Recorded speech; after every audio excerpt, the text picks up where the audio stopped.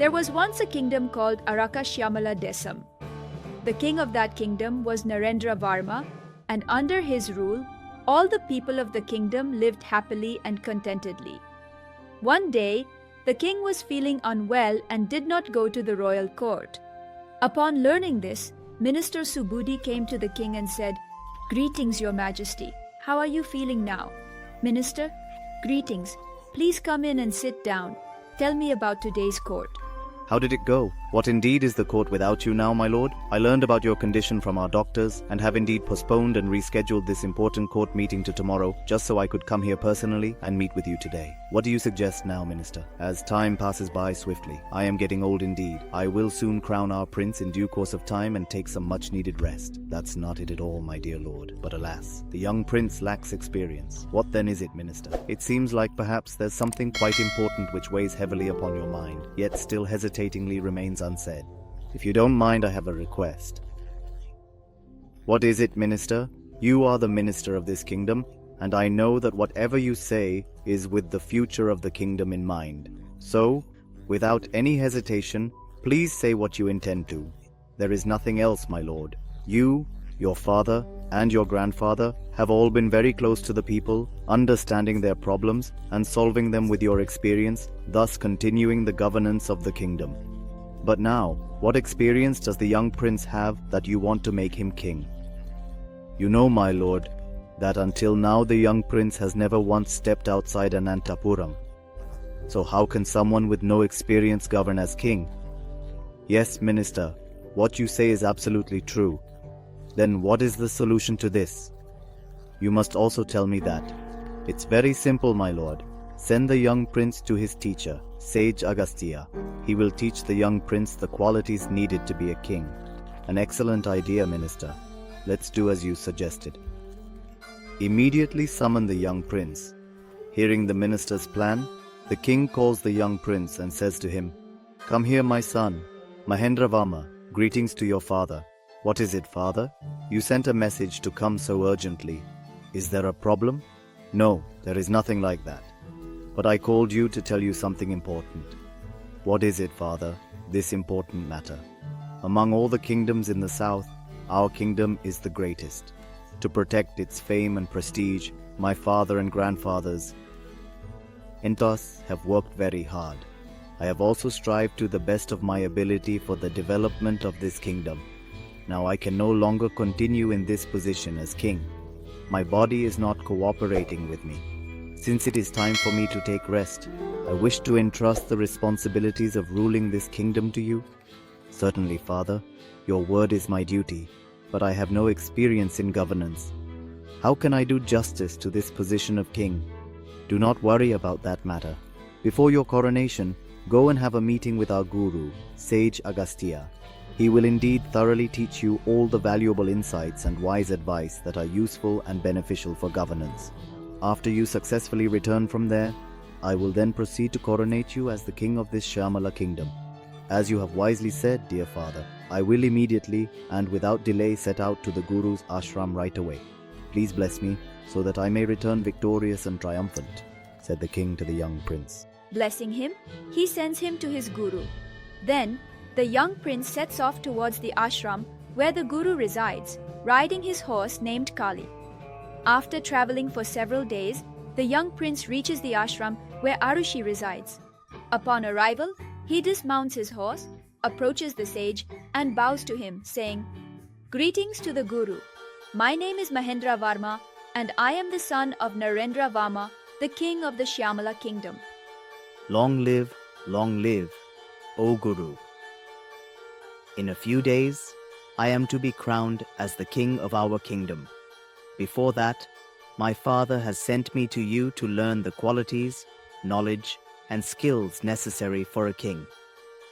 Having already foreseen this with his wisdom, Arushi smiles and says to the young prince, "Of course I will teach you, but when do you wish to start?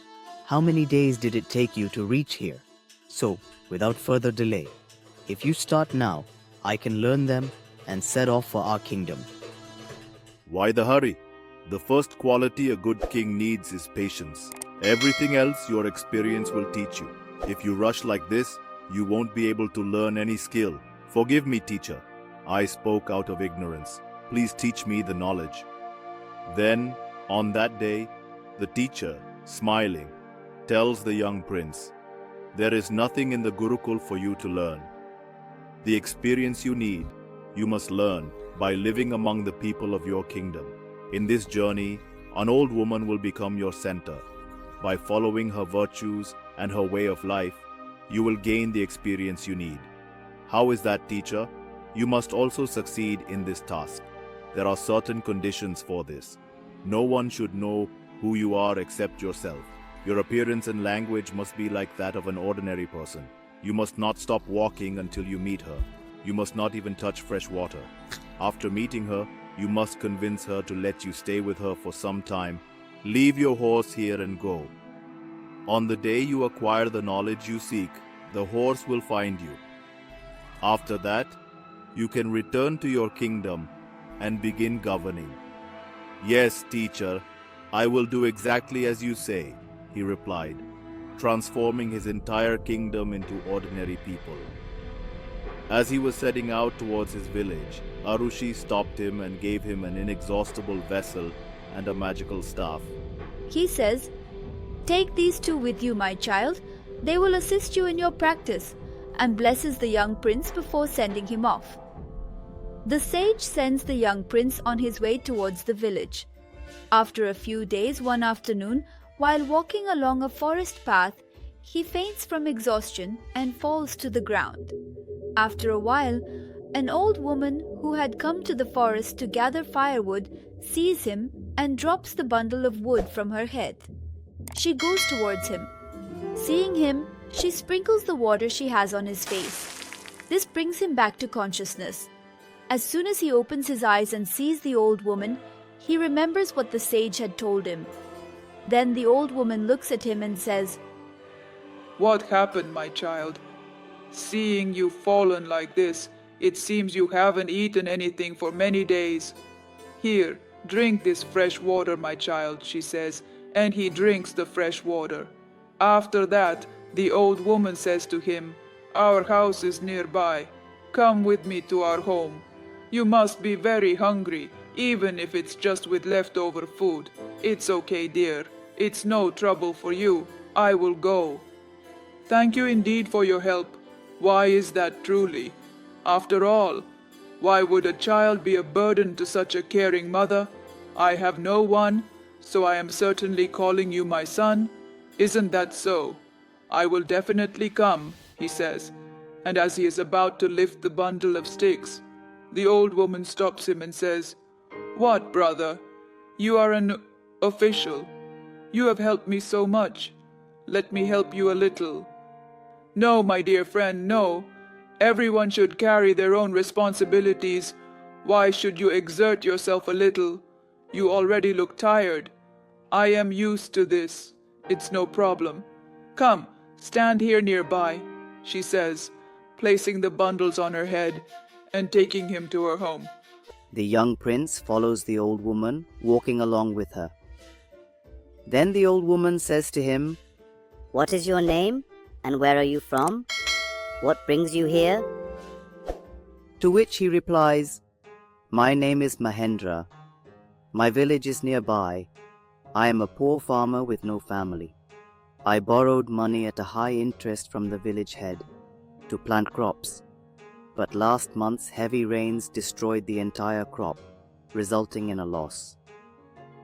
I couldn't repay the loan to the village head and fell into debt. Because of this, he seized my house under the pretext of the loan and threw me out. Unable to live with the humiliation in that village, I wandered from place to place looking for work, but found none. Exhausted and hungry, I collapsed. That's when you came and helped me." "You've been through so much hardship, my boy, and yet you didn't let it show while talking to me. The village you mentioned, see that hut over there? That's our home. Come on, my boy, let's go inside," said the old woman. She takes him inside the house, cooks, and serves him a meal with great care and attention. The young prince, who is very hungry, eats to his heart's content and deep satisfaction. Afterwards, they both sit outside under the beautiful night sky and have a conversation like this. The meal was very good. Thank you so much. You have satisfied my hunger and deep gratitude. I will never forget this help you have given me. How can I repay you? Oh, why such big words, my boy? What I did was not such a big deal and kindness. I just gave you a little bit more from what I had. It wasn't with the anticipation of any reward from you in any way. It's wrong to expect something in return when helping others, my boy, at all. That's true, but oh, I told you about myself. Now should I tell you about yourself, you see? There's not much to tell, my boy. Well, let me think. My children got married and settled in the capital, you know. After my husband passed away, I couldn't leave my hometown to go with my children, so I stay here. If someone calls me for farm work, I go, and with whatever I earn, I somehow pass the time.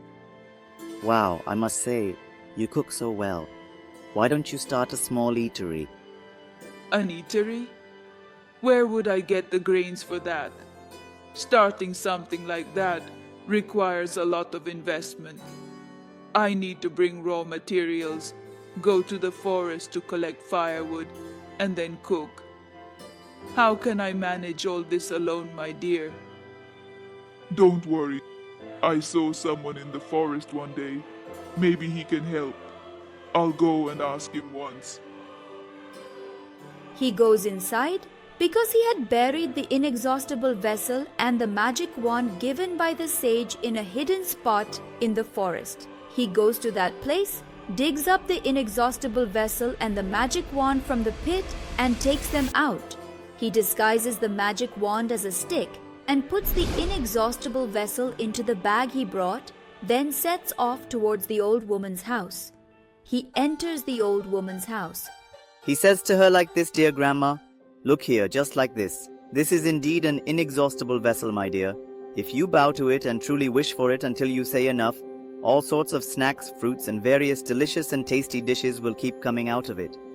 Now you don't need to worry about groceries, and you will see. You don't need to go to the forest to gather firewood, light it, and cook. Now you can comfortably start a feast and enjoy. I will also assist you with this, and I will help you." Where did you get this, my dear? I told you, didn't I, that there is a sage in the forest? I went to him and told him about you. Then with his magical powers, he created this and gave it to me. Now you can relax. Your troubles are gone today. I mean, the troubles for both of us. With this, I found work with you. I found a livelihood. I am very happy, dear. 1,000,000,000 salutations to that sage. I can't believe this. Perhaps he is a form of God. Maybe he just came to help me, perhaps. You should stay calm, dear, a little bit longer. Then why delay any further? Let's start our inn tomorrow itself. I'll go right now and announce it throughout the village, said the young prince, and he went to the village square to make the announcement. As planned, the two of them inaugurated their inn the next morning. The young prince stood outside the inn, inviting the travelers passing by. Come, dear ones, come. We have all kinds of snacks, delicious pastries, and many more mouth-watering dishes available. The meal is ready. Quality food at a very low price. Come, dear ones, come. Come and eat to your heart's content. There's no big expense. Just give what you feel is right. Come, dear ones, come. He calls out. Hearing this, all the travelers passing by go to the inn to have a meal. Seeing all of them, the old woman goes inside, bows before the inexhaustible vessel, and prays for the meal to be served. Immediately, delicious food appears in the vessel. She takes it and serves it to all those who have come. She serves with great love. Everyone who eats it says it's very delicious and asks for more. When the old woman goes back inside and checks, even more delicious food appears. In this way, the old woman serves the food to everyone who comes. Everyone eats to their heart's content and leaves with great satisfaction, giving what they feel is right to the old woman. Thus, their food inn business grows day by day and gains a reputation as the best food inn in the village. Seeing the earnings they made, The old woman and the young prince are very happy. Meanwhile, one day, all the villagers gather in front of a house opposite their food inn. To find out what's happening, the old woman and the young prince go there. When they arrive, they see a moneylender arguing with the homeowner, accompanied by his 2 workers. "What is this, Rangaya? You said you need to make jewelry for your daughter's wedding," he argues. You mortgaged your house and took 100 coins as a loan from me. It's been 2 months since you took it. You haven't married off your daughter yet. You haven't paid me the interest. Are you trying to cheat me? Oh no. Since that unfortunate day, while I was really returning with the grain, 2 people with masks on their faces came and beat me up, taking away the money from me. Because of that, I couldn't indeed make the jewelry for the wedding. Citing that reason, the groom's family rejected the alliance. Please don't embarrass me in front of others. Please, give me 1 more month and I will repay your entire loan with interest. Godavari Rangaya, it's absolutely not possible. If possible, pay the entire amount with interest right now. If not, give me your house and land and leave. I beg you, sir, don't ruin our lives. Looking at my wife and daughter's faces, please let me go. Tell me, where can I go with these dependent women? What happens to you and your family is not my concern. I need my money. He writes like this, looking at his people. If you are watching, go inside. Take all the belongings and throw them out. Throw them out of the house. Lock the house and leave carefully. The moneylender might indeed shout, but those 2 workers cautiously head towards the house. Meanwhile, the old lady quickly comes and stands in their way, saying, "Stop! Take 1 more step forward and see what I will truly do to you." Why are you getting involved in someone else's quarrel? You can take care of your own matters, right? If you can settle their debt. Yes, I will settle it. Tell me how much they owe you. Mother, if your grandmother had written it down for us, it would have happened the same way. Why are you worrying about this? Rangaya, I am talking to you. Tell me how much a merchant owes you. Including interest, he owes 150 coins. Can you give that much? "Stay here. I'll bring it right now," says the old woman as she goes inside her house. Everyone, including the young prince who is watching in surprise, also goes inside. As the old woman comes out with all the money she has earned through her charity work over the years, the young prince stops her and says to her, This is your earnings and hard earned. How appropriate is it to generously donate this for others? If you give all of it away to people, what will your current financial situation be? Look, son, I don't need more than what is necessary for me. Whether it is useful to those in need or not, the true value of this money is realized only when it is used to alleviate someone's hardship. Otherwise, it is just a number. The old woman said that the value of these is indeed equivalent to 0. And when the young prince agreed with what the old woman said, he also said, "All right."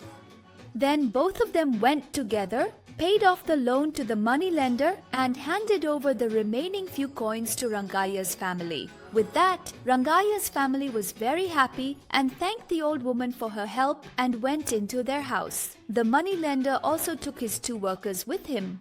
He sets off from there. Seeing them leaving, the old woman says to the young prince, "Son, why do I have a suspicion about this moneylender? What is it? What should I say? I have a strong suspicion about this moneylender. He is a complete fraud, giving loans to everyone and then showing false accounts, claiming this interest, that interest, compound interest, and taking away all the people's properties. He does this. I somehow suspect that he might be sending all the workers working for him as masked thieves. But how to uncover that? Placing his hand on his waist, he says to the old woman, "Have you indeed left that matter to me? I know very well how to make them confess the truth." What will you do, son? How will you indeed uncover it? Soon it will get dark, and then you will see what happens. He laughs. With a smile, the prince says, "It is midnight, and the old woman, having finished all the tasks of the food charity, is sleeping inside on the bed. The young prince is sleeping outside on the porch. After a while, the young prince wakes up, takes his stick, touches it to his forehead, and recites some incantation. Then the stick transforms into a magical wand with the incantation Om. Holding it, the young prince quietly sneaks out at midnight, ensuring no one sees him, and heads towards the moneylender's house. Upon reaching there, the young prince holds the magical wand and commands it, 'Oh, magical wand, go inside and make the moneylender and his men confess their wrongdoings with their own mouths.' As soon as he says this, the magical wand flies inside and starts hitting the workers sleeping outside the house. As a result, they begin to scream. Hearing their screams, the moneylender emerges hurriedly from inside the house. Then the magical wand begins to strike him repeatedly as well. Unable to bear the blows, they frantically run outside the house. The magical wand continues to hit them and quickly brings them to the middle of the village. Hearing their desperate screams, all the villagers immediately gather there. The old woman and the young prince also arrive. The moneylender shouts, 'Oh no, someone save us, here it is, beating us to death.' I will curse you. Someone come and save us." Then the young prince says to them, "Admit all the mistakes you have made in front of everyone. Then this magical wand will stop hitting you and disappear, or it will keep hitting you until you tell the truth. Will you tell the truth or keep getting beaten?" Then the moneylender starts saying, I will tell the truth. After lending to Rangaya without his knowledge, I myself sent my men behind him. They went with masks on their faces, attacked him, and brought back the money to give to me. Not only that, I have deceived many more people in your village in the same way. I made them greedy for money. Please forgive me, everyone. I will return your money to you. Even if I don't, I will stop the money lending business and leave this village. Please forgive me." As soon as he said this, the magical wand stopped hitting them, rose into the air, and disappeared. After that, the prince personally and carefully ensures that each and every one of those who were deceived in the village receive generous compensation from the moneylender. Seeing this, all the people praise the prince with admiration. Then the old woman says to the dear prince, "This is the same thing, dear, you did this work, right? But how did that mysterious magical wand come to you? Who indeed gave it to you? Didn't I tell you about this when you went to the wise sage that day, that they gave you the Akshaya Patra, exactly as I mentioned previously on that particular day?" he also gave me this magical wand. That's how it came in handy now. But how did you figure out that they were the ones who committed the fraud? It's not a big deal, Grandma. After you mentioned your suspicion about them, I started following them. Once I reached their house, I overheard the moneylender explaining to them how he deceived people. I immediately returned home, took the magical wand, and used it on him. That's it. The rest was done by the magical wand itself. This is indeed something that has truly caused a problem for everyone in this village. That's enough. Come on, let's really go home for the night. We have to definitely take care of the temple duties again in the morning. Saying this, the old woman and the young prince both go inside the house. Days pass by like this. The young prince starts helping the old woman with the chores of the food shelter and stays with her. One night, after everyone has gone to bed, the prince, who is sleeping outside the house, is approached by his horse. It suddenly neighs loudly. Hearing the sound of the horse, the prince wakes up, runs to the horse, and embraces it with great joy. Kali, is that you? Did you come looking for me? How have you been? There hasn't been a day I haven't thought of you. If you've come to me, it means, as the Guru said, it's time for me to return to the royal palace, but I still want to stay with the old woman for a few more days. There is still much to learn from her. Please return to the kingdom. I will come back in a few days, he says, sending the horse away and goes back to sleep. The next day, people come to the food shelter and have their meals. Meanwhile, Among the people who came, one person starts shouting like this, "Oh no! Someone has stolen my money bag! What should I do now? Oh God!" At that moment, the young prince comes to them and says, "Whoever did this, tell me politely, or else see what I will do." He sits next to these two. He suspects both of them. "What are you talking about? Do I look like a thief to you? I didn't take the money. I have nothing to do with it. I was just having my meal when your money was stolen." So the three of them start arguing with each other. Then, hearing the commotion, the grandmother comes there. "What happened, dear? Why are you all fighting like this?" "Oh, this gentleman's money bag is missing, and he suspects that one of the two sitting next to him has taken it. You stay like this. If you catch these two and give them a few slaps, they will tell the truth themselves. You don't always need to show your strength, dear." Sometimes strategy indeed also works. First, as I said, she actually tells them to go inside the house and bring 2 baskets and 2 lamps.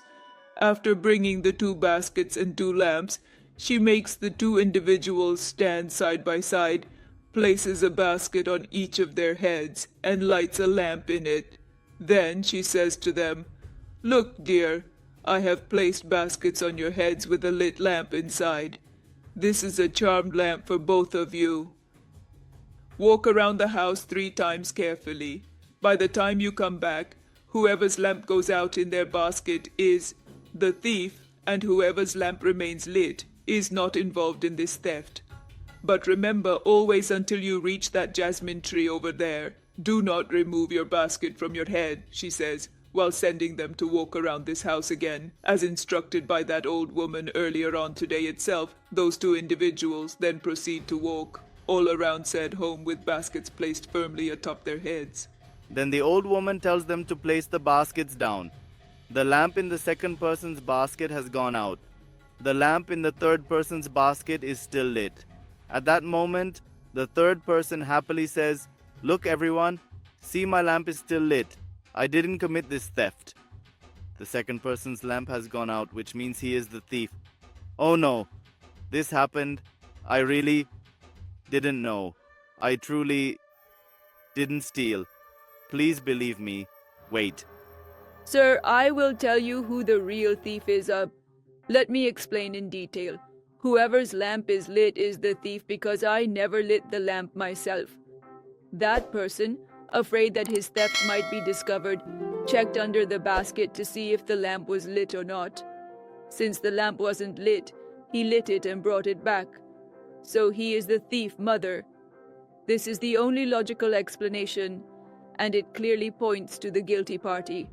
Please forgive me. I did this out of foolishness. Please forgive me. Here is the bag of money I took from him. Please let me go. I will never appear in this area again. He leaves the bag of money there and runs away. The person who lost the money is very happy to have it back and expresses gratitude to the old woman before leaving. The second person also thanks the old woman for saving him from this problem. The young prince is watching all of this. He says to the old woman, "The solution you came up with is amazing. As you said, it's not always necessary to use force. Sometimes problems can be solved with cleverness as well." That's all fine, but exactly when are you leaving? Precisely what are you doing for Niraj? What exactly is this about you and me going to the kingdom? Why exactly did you come here? I know absolutely everything. Before you arrived, Arushi sent a message to Karuna. Moreover, I heard you talking to your horse last night. There's absolutely nothing more for you to do here. Happily and safely return to the kingdom. With dedication and commitment, the old woman, who advises that everything will turn out well for you, sends the young prince back to his kingdom. As soon as the young prince steps outside, his horse comes to meet him. He mounts the horse and returns to his kingdom. Upon entering his kingdom, Arushi meets him there. Then Arushi says to the young prince, "Ramaya Nara, you have finally accomplished the task you set out for. Now, I am indeed eager to know what knowledge you have truly learned, and what cash certainly means at home. I will definitely, without a doubt, tell you, Master, what I learned from that old woman is that a king should care for his people as if they were his own children. He should stand by them and help them without burdening them, no matter what difficulties arise. We should keep only as much wealth as we need, and use the rest to benefit the people. Whenever a problem arises in the kingdom, the king should be the first to face it. Importantly, problems should be solved not just with strength, but by using strategy. These are the things I learned from that old woman, Master. The essence of knowledge is happiness, my son. Now you understand how a king should be, and you have earned the right to be the king of this kingdom triumphantly. Your father is waiting for your coronation. Saying this, he coronates the young prince as king that day. Mahendra Varma, who became king, governs the kingdom excellently with the wisdom given by the old woman